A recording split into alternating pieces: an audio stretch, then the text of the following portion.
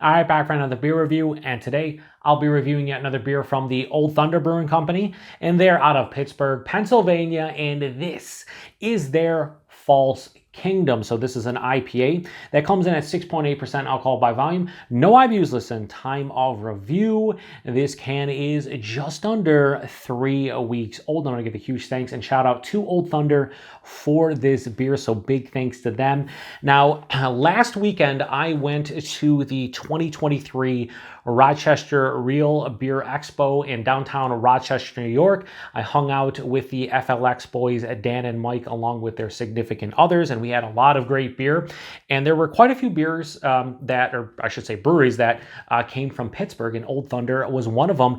And I think I was talking with Rob from Old Thunder. You know, things get a little hazy when you're at a beer fest, but he was really cool. I sampled all 4 beers they were pouring, and at the end of the night, Rob was nice enough to send me home with a 4-pack of this beer, because a lot of the breweries have a lot of leftover beer, so he sent me home with a 4-pack of this beer and their second anniversary whiskey barrel-aged barley wine. I think it was called Time Out of Time, which I'm probably going to share with the FLX boys. But I wanted to review this one because I had this one. I had 2 pours of this when I was at the fest. It was really good. And this is like their flagship IPA. So they have a little spiel here. On the side, it says, we brew this IPA year-round with a blend of our favorite American hops.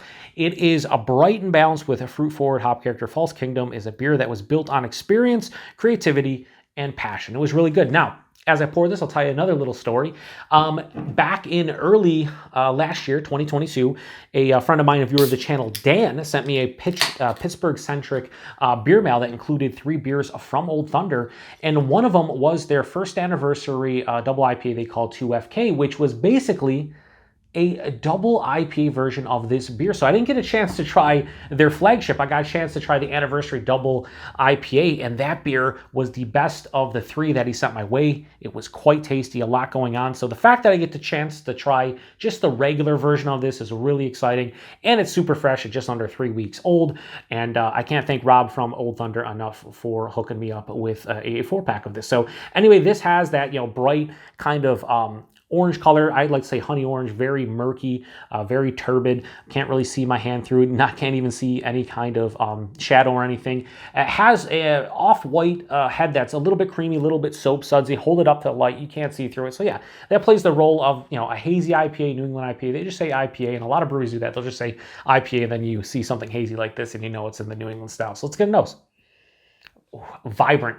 And what I remember about that, so I went back to my Untapped check-in for 2FK. I didn't go back to look at the review. I just looked at the Untapped check-in, and I said there's a lot of like grapefruit, pineapple, stone fruits, and it had like a dank melon kind of finish. The first thing I get in here is fleshy, over-ripened, creamy fruits. Honeydew melon, papaya, mango, and then there's like this bright kind of pineapple punch. A little bit of citrus. I wouldn't say grapefruit. I'd say a little bit more orange. And it has like a beautiful, dank, earthy herbaceousness as well. So this is starting to conjure up memories of that 2FK, but only because I looked at the Untapped check-in. I remember that beer being delicious, and I rated it, I think, pretty well. I want to say I gave it like a 4.4, 4.5. It was a really delicious double IPA. But for something that's 6.8%, this is very vibrant. The nose is intense. It's kind of punching me in the nostrils. And for, I'm not going to say that's hard to do it at 6.8% ABV when it comes to like these hazies, but there's not a ton of like 6.5 to 7% hazy IPAs that kind of blow me away. And the aroma of this is spectacular. It really is. There's also a little bit of like that confectionery, like vanilla, probably coming from the yeast. A lot of times folks will say, oh, I'm getting, bubblegum from the yeast. More often than not, I always say vanilla. Like I sometimes say bubblegum with like some treehouse stuff, and sometimes with Hot Butcher, but I just get a little bit of vanilla. And I don't think they're using lactose at all in here.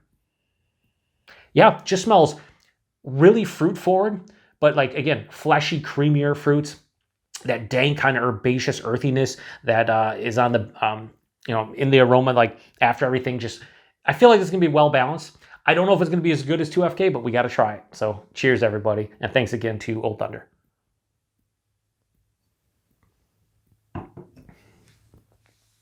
That's really good. It's really good. For a flagship year-round beer, this is damn good. Is it as good as that 2FK? Based on the first sip, and you got to remember, I had a couple pours of this at the fest, and your palate shot. Once you start getting like 10, 15 pours in, like your palate, has had so many different styles, so many different beers. And yeah, I'm cleansing my palate with water and whatnot, but like, it's not fair to be like, oh, this beer is either horrible or this beer is great to your palate when you're 15, 20 pours deep. That's just not something you should do more often than not. A lot of people do, especially when you check it on tap, but that's why I wanted to review this one. It's because I really enjoyed it. I gave it 4.25 out of 5 on Untappd at the fest. And it's kind of in the same realm right now, but I'll tell you right now, it's not as good as the 2FK. But it's, comparing apples to oranges and IPA to double IPA. Anyway, another sip. This is going to be a longer review. I apologize.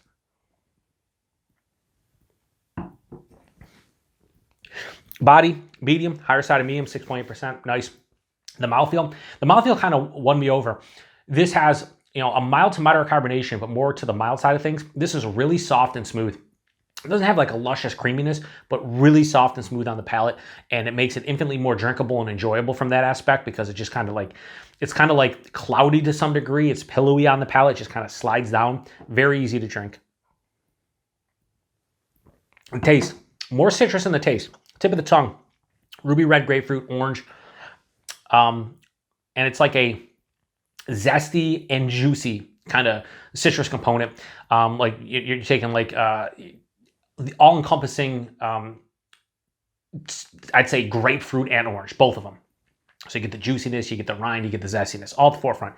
Passes through, a little pop of pineapple, less in the nose, and then halfway through the palate is where that the fleshy, creamy, kind of over-ripened fruits hit. Mango, papaya, honeydew, and that's great because I love all three of those fruits, and it just has that like little sweeter vibe halfway through the palate. And it finishes with that, like a melon rind, dank, earthy herbaceousness.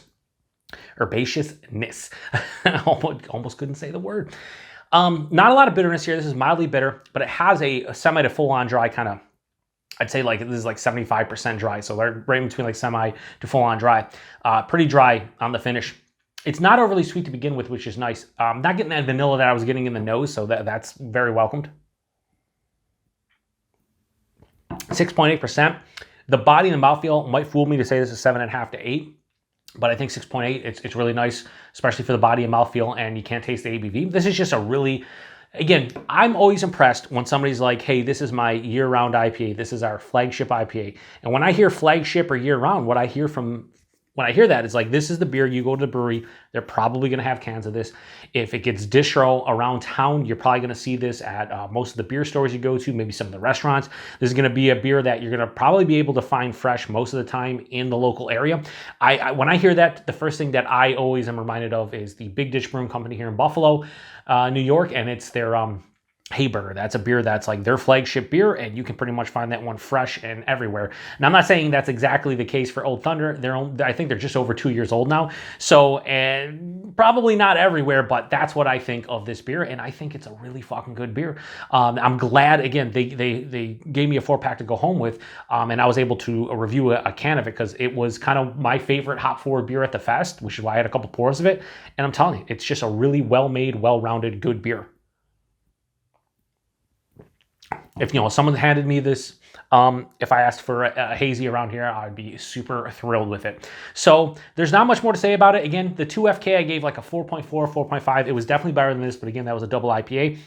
But I kind of see, why I enjoyed that one so much is because this one is just a really good regular hazy / New England IPA. So False Kingdom from Old Thunder, absolutely no issues in giving this beer. I'm going to give this beer.